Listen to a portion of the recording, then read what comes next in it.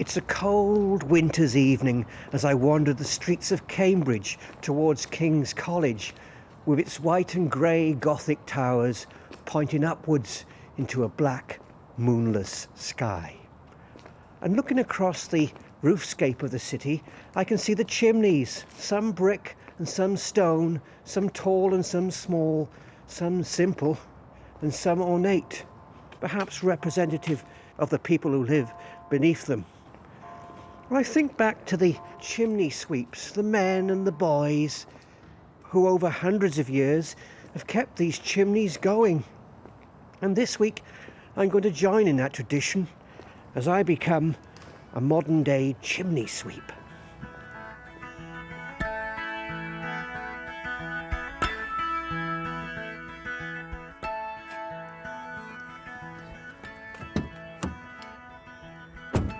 This must be it.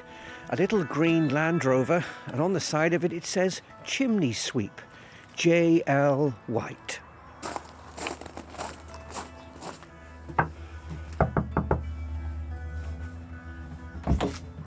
Good morning, Lawson. Steve. Hi, pleased to meet you. And you too. I'm looking forward to working with you this week. Have we got a lot set up? It's a very busy time of year, the run into Christmas, so yeah, we've got plenty set up for you. We better get off. And where are we going? We're going to a pub just round the corner. Have you had this Land Rover for long? This one about 6 years, I think. 6 years. Right. It gets me noticed. People give me a wave as I'm driving around. I'm not even certain who they are a lot of the time, but they recognise me, and that's what's important. Here we are. Didn't exactly get stuck in traffic getting here. What's the name of this pub? This is the Black Horse. The Black Horse. And this is your local as well? It is. It can't be more than 150 yards from my house. Talk me through what you carry in the van. We need different types of rods, different lengths of rods, different strengths of rods. Obviously different sized brushes and flails for cleaning different sized chimneys. And then we have quite a bit of foam sponge used for blocking up mostly open fire spaces. So you can clean without the soot coming into the room. So we've got control of all the dust. And this big silver cylinder, about the size of a dustbin, it looks like, is it a vacuum cleaner or something? It certainly is, yes. Smell of beer. And we're walking behind the bar. The fireplace just next to the dartboard. Yeah, so it's a wood-burning stove inside the hearth of what would have been a traditional fireplace. Preparation for the job is very important, isn't it? Because you don't want to get soot everywhere. It can take longer, but I'd rather spend extra 10 minutes preparing the area than have to stop halfway through and reset everything. Have you ever had any complaints of people who said there's soot everywhere, or you've damaged my white sofa or anything like that? I've had one disaster in my career which was out with my control when my vacuum caught fire and blasted a room full of smoke, soot and ash. Nice light carpet, leather furnishings, even the walls had a very fine film of black dust all over them, so the entire room needed to be redecorated. The carpet came good, and my insurance company came good.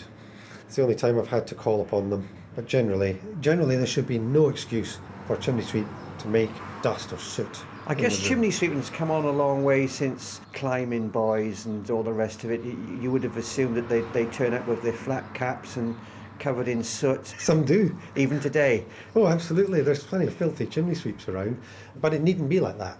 We work in a completely unregulated industry, so there's no requirement for training or be a member of any trade organisation whatsoever. But how would the customer know if someone's part of a guild or of chimney sweeps or not? They could do some research online first or ask. If you're a member of the guild or a National Association of Chimney Sweeps, we would carry ID cards. What's coming first? So we've opened up the stove and we're going to have to enter the flue by taking out the bricks inside, the kind of side walls of the stove itself. Yep. Because I've got to take that out to get that out to get that out. It's like a jigsaw puzzle, isn't it? Taking apart the side walls rather of annoyingly, the stove. It is, yeah. You enjoy the job though, Lawson? Well, I do, yes. Yeah, it's not always easy, by any means. You like being your own man, really, do you? Rather than having to I've been report to someone. Well, I've been self-employed all of my working life, so I don't really know what it's like to have a proper job, as my mum would call it. What were you doing before you went into sweeping? Well, immediately before, I spent 18 months or so working in a village pub, doing pretty much everything except Cleaning the chimneys? except cleaning the chimneys, except the cooking. Right. But that pub unfortunately closed, and I was looking for something to do. My good lady is a chiropractor, and one of her patients was complaining to her about not being able to find somebody to train and work with him. So I thought that might be a good thing to do for 6 months or so while I got myself sorted out. And then here we are 15 years later. Well, I'm going to have to get this. Okay, sorry. Get this, it's all right. I'm going to have to get this out of here though.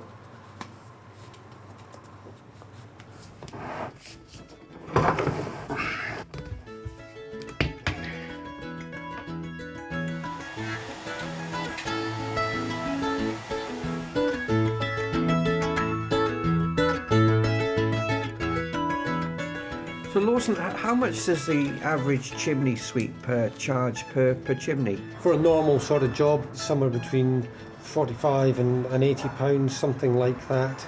And it's not just chimney sweeping, is it? You can remove birds' nests, for example. Birds' nests are a common thing. The installation of wood-burning stoves or fireplaces, fitting chimney pots, repairing chimney stacks, repointing, all these sorts of things, yes. Keeps you busy. When it gets to this time of year, it's a long slog from August through to Christmas time. But then by mid to late January, things will have quietened down so much that there's an enforced break anyway, which I quite like. And so my first day learning to be a sweep continued, from pub to cottage to bungalow. And watching Lawson, it was becoming clear to me that the job of a chimney sweep was a lot more technical than I imagined. One more pint of bitter, please. Yes, certainly, sir. Same as you had before. Yes, please.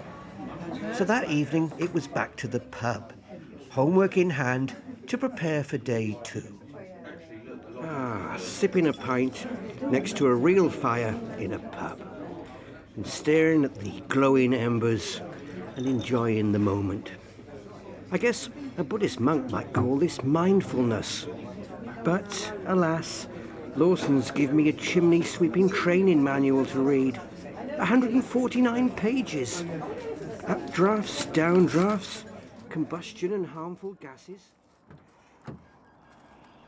Having digested the weighty Guild of Master Chimney Sweeps manual, I was ready for day 2. This time with another sweep, who'd give me the chance to clean my first ever chimney. Well, it's early morning, and today I'll be chimney sweeping with a guy called Ralph, who's apparently ex-army. Good morning. Oh, hello, Steve, Ralph. hi. Pleased to meet you. Yeah, pleased hi, to pleased meet to meet you too. I'm looking forward to today. Excellent, good. It's a lovely morning, isn't it? It is a little bit nippy. So, Ralph, we're on our way to the first job. What is it?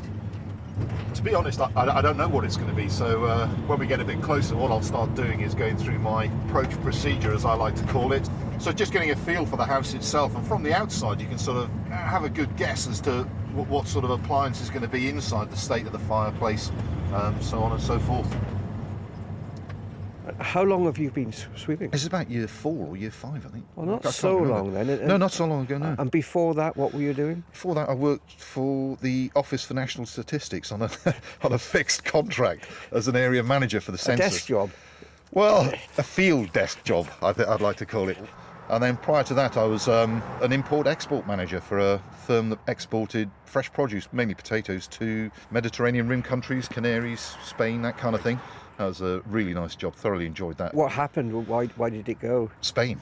We've succumbed to the downturn in the economies of the Mediterranean rim countries. You know, you had the Arab Revolution, which is great so long as you're not involved in selling potatoes to Libya or Egypt or Italy or that kind of thing. And of course, Spain has got huge problems. And the long and the short is we didn't get paid. And before that, were you involved with the military? Yeah, I spent about best part of 30 years. I think it's about 29 years in the army. I started off as a private soldier and left as a lieutenant colonel commanding officer. So if you like, I went through the mincer all the way. I guess when you come out of the army, it's difficult to kind of find something, isn't it? So you've been very adaptable. And, Well, the answer to that is both yes and no. I mean, people, in the nicest possible way, people have got this stereotype that someone's left the army or leaving the forces, that they've become sort of institutionalised, they're inflexible, they can't think for themselves. And it really, really annoys me that you're almost... People almost take pity. Oh, that amount of time in the armed forces, it must be awful for you coming out. Not a problem. If you're the kind of guy who, irrespective of whether you're in the armed forces or not, if you're that kind of person who is adaptable, flexible, has foresight, then you're going to be able to do anything. So, chimney sweep, have you booked me today? Yeah. Excellent. Should we let the dog in? Come on. He might have booked Ralph, but instead he got me, a complete novice, to clean his rather large Victorian brick chimney. Ralph was a very exacting teacher. First of all, is just prove the flue, make sure there's no obstructions in there, make sure there's no bird's nest, make sure there's been no collapses or anything like that. Connect a new rod to the bottom. Having checked for any major blockages using a torch and mirror, you then cover the front of the entire fireplace with large foam blocks with a slot cut in the middle. It's through this slot that you insert your rod and brush, pushing slowly up the chimney, up, up and up, adding new flexible rods all the time. Screw the new rod in, and then as you push the rod up, we're after rotational movement, because we've got to keep the brush attached to the end of the rods. If you don't rotate the rods, the brush will simply unscrew itself. Okay. Okay? Yeah. Right, over to you then. I was off. If I just stop you there. Ah, no, not quite. It's easier if you put your, keep this knee on the ground, put that foot on the ground. Right. That's it. And if you put that knee, your left knee against the foam block, Yeah. and then twist your body that way. So I'm kind of perpendicular. Just a little to the bit of an brick. angle to it, yeah. Yeah. There you go. So I'm just screwing in the rod. I felt like a contortionist, half lying, half sitting, and sometimes kneeling in front of what is known by the chimney sweep as the black altar. Each rod is about, what, 2.5 feet? 3 feet. And I guess we know once we've used 10 rods at 3 feet. That's 30 feet. Yeah, but So that's 30 feet. Okay, another rod goes up. I'm turning as I push it up. It's actually hard to get it to turn, isn't it? Yeah, you're out of puff. No, I'm fine. Okay. Well, I was fine, but only just. Chimney sweeping is a lot more physical than I'd ever imagined. Once you've attached 10 or so rods together to get the brush to the top, you then have to disconnect them one by one as you slowly bring the brush back down, twisting and turning all the way so that the flue gets a really good clean, whilst at the same time vacuuming the falling soot. Well, your chimney's all nice and clean. Yes, I saw you dabbling. I was concerned. I thought, hello, what's going to happen here? Right, so if I just discuss this with you, what's come down is soot and old bits of lining, which is to be expected. But something for yourself, a tremendous amount of paper has just gone out of sight round the up through the thread, and then just rests on the ledge on the inside. Old receipts, stuff like that. Oh, right, that's where I use that to build up the Yeah. fire. My advice would be don't put Don't any do that. newspaper, don't put any paper on it at all. What you're doing, you're dirtying your flue. The ash from paper is quite heavy, and it doesn't have the escape velocity really to get out of the flue. And what it does, it tends to stick to the side of the chimney as it goes up. And what isn't burned just rests just inside, just down the side there. And what you're doing is you're lending yourself to that then catching fire and disappearing up the flue, getting stuck and starting a chimney fire. Oh, right. There's always that possibility. Oh, yeah. So my advice would be don't put any paper on the... I'll invest in a shredder then. Yes.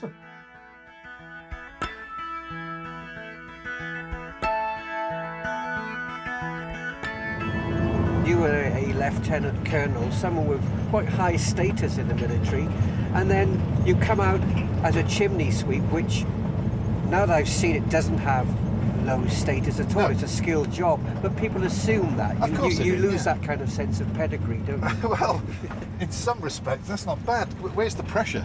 Obviously, there is pressure. Get the job done, get it done right, and all that kind of thing. But when you're a commanding officer in charge of 650 blokes and you're going away on operations, the pressure is absolutely immense.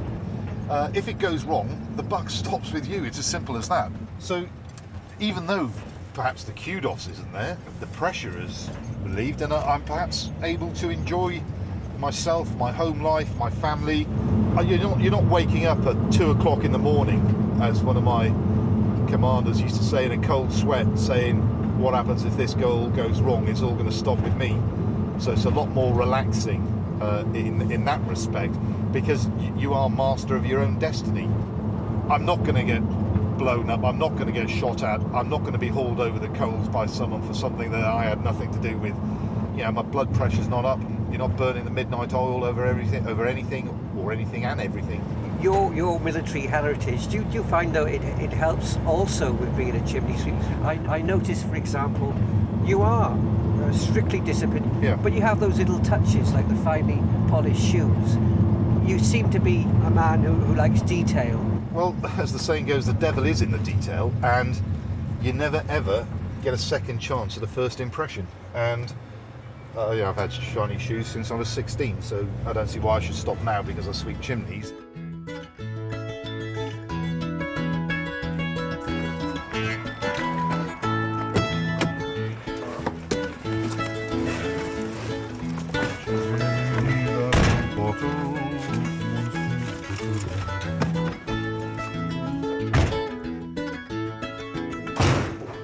It's a lovely place you've got here. Thank you, thank you. Basically, as a 150 years old, at 18 something or other, but it was such a mishmash that when we came here, we started attacking it and never really stopped. You were using it and then started smoking, or you hadn't used it, or you haven't used it this year, or I can't remember. Well, you cleaned it for us. I did, yeah. Not long before the end of last No, that's right, season. And the first time we wanted to use it this year, out came the fumes and the smoke, permeated our bedroom, which is above this, and that prompted my call to you. And you said, there's a bird up there. Or a nest, yeah. Well, I think it was last time I swept, there was a bird's nest in there, wasn't Yeah, there? that's right. So what evidence do you look for if there's a bird's nest up there? This is what we're concerned. We're starting to get some twigs from inside it, and that's a sure sign that there's been some form of nesting has taken place. You don't know until you start sweeping the chimney. So, right, excuse me while I'm going to go out and get my bird nest removal gear. We've established there's a bird's nest about halfway up Yeah, the chimney. just less than halfway. So you're hitting the foundations Yeah, of yeah, yeah. this nest. Yeah, we're hoping that it's only a 2-foot nest that has slid half the way down the chimney. Otherwise, it's a 20-foot nest, and I'm right at the bottom of it. So I've got to crack on if you don't mind. As Ralph cracked on, he pulled endless amounts of twigs and branches down the chimney and into the fireplace, using a hook attachment designed for the job. Apparently, the birds, usually jackdaws, build the nest by dropping twigs down the chimney until one catches. From there, they keep dropping more twigs, more branches, until the nest reaches the top, which is why a nest can be anything from a couple of feet to the entire length of the chimney. So what we've got is a load of twigs and mud or guano or something that's quite densely packed. And then we're starting to get into this grass and down and fluff and goodness knows what else, which is normally at the top of the nest where the eggs are laid and all that kind of thing. So I'm quite pleased about that, but as you can see, there's a tremendous amount of stuff still up on this inner ledge is the only way I can describe it. It's usually a jackdaw that does this, isn't it? Yeah, I would say so. Jackdaws, they're notorious for it. And the amount of dead jackdaws that you pull out of nests where they've collapsed, it's pretty much the proof is in the pudding, so to speak. You know. Well, they've collapsed and fallen They into collapse, the fire. they fall in. They don't fall to the fire, they just fall down the flue and then they can't get out because they can't get any lift. What got you into chimney sweeping in the first place? Did you meet a friend doing it or something? Or? No, it was whilst I was working for the Office for National Statistics, I was working from home. And it was a wet November day. It was in the afternoon, about 2:30, starting to feeling a bit weary. And there was a knock on the door, and bizarrely enough, it was Lawson. I didn't know him as Lawson then, the chimney sweep. And I went off and did whatever it was I was doing. And he came and saw me, I don't know, 45 minutes, an hour later, and said, right, that's it, I'm done. Certificate issued, off he went. And I thought, that is a kind of thing I would like to do. It's there's a beginning, a middle and end. The job's done and he's moved off to the next one. And when I was in the army, there's so many jobs you start and because you get posted, you never see the end of it. And you just think, crikey, and you go back 2-3 years later and it's still going on, it's still ongoing. You think, God, there's no end in sight for this project. Whereas we're here now. Hour's time, it'll all be done and dusted. We'll be on our way to the next job. If somebody told you when you were a lieutenant colonel in the army that you were going to be a chimney sweep in 10 years, would you have believed them? I'd have probably had a bit of a laugh with them and said, don't be so ridiculous. I'm going to be Chief of the General Staff, can't you see? Now look, I've got to push on here. Right.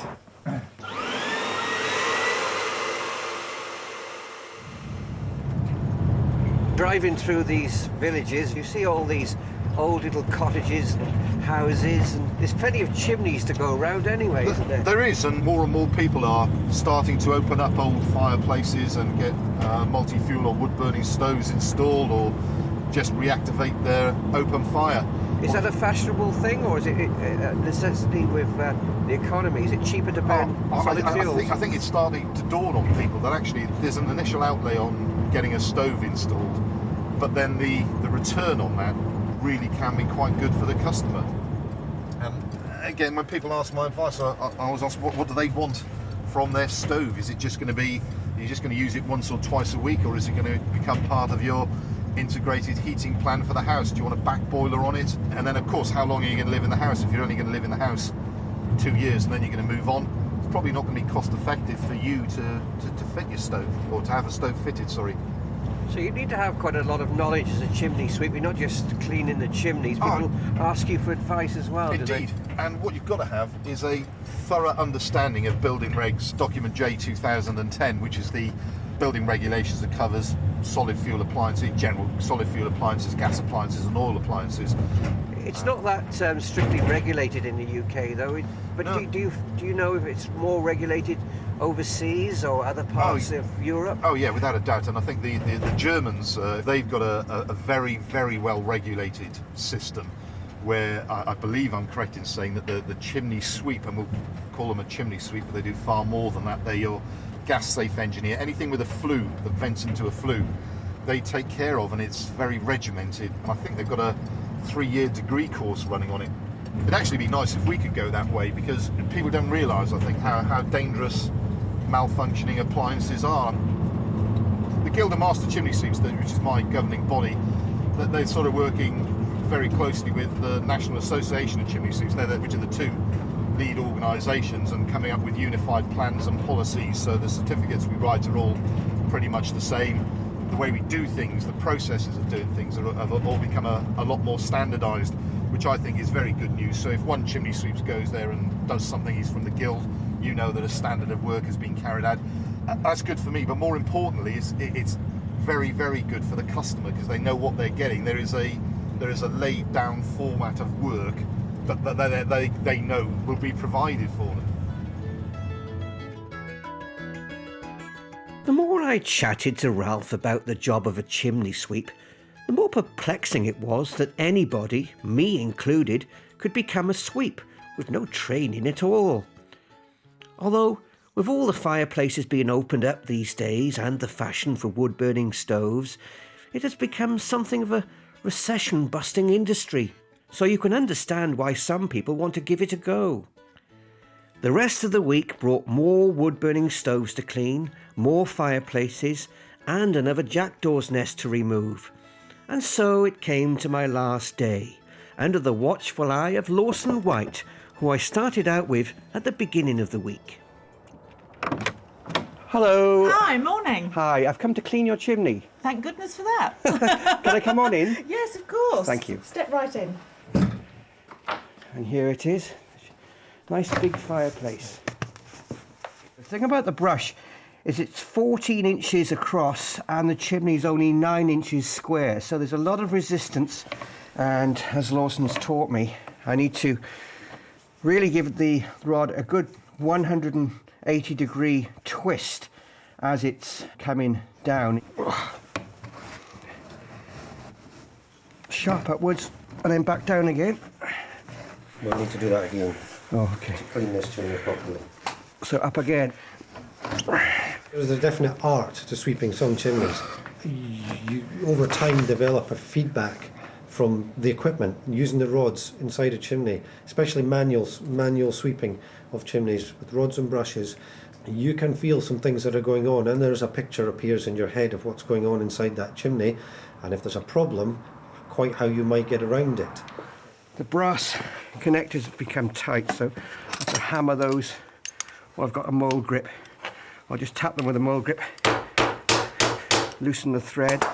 It can become a bit of a lonely existence, although you are working in people's houses the whole time. The work you're doing is on your own. Some people do team up, perhaps with a spouse or somebody else, maybe at busy times to help doing a bit of fetching and carrying, but by and large it is a one-person job. Okay, so the hoovering is done, the grate is nice and clean, very spotless, and the next stage is the smoke pellet. This is a small red little cylinder, looks like wax, about the size of a bullet, and we have to light this with the lighter, and it's already smoking away a lot, and it's drawing nicely up into the chimney. So I'm just going to pop outside and check that the smoke's coming all the way up. And looking up, the smoke is nicely coming out of the pot at the top, so it's a good job. Well, loading the rods back into the van for the final time. It's been a good week. Toolbox, foam blocks, more rods, brushes. So Lawson, do you think I'll ever make a good chimney sweep? Well, you've done well this week. It's a harder job than most people would imagine, but you've paid attention. Yeah, show real promise. Thanks, and I really enjoyed my week. It's been a lot of fun too. Well, I'm glad you did. Glad you did. Vacuum cleaner, clips, blankets, tools.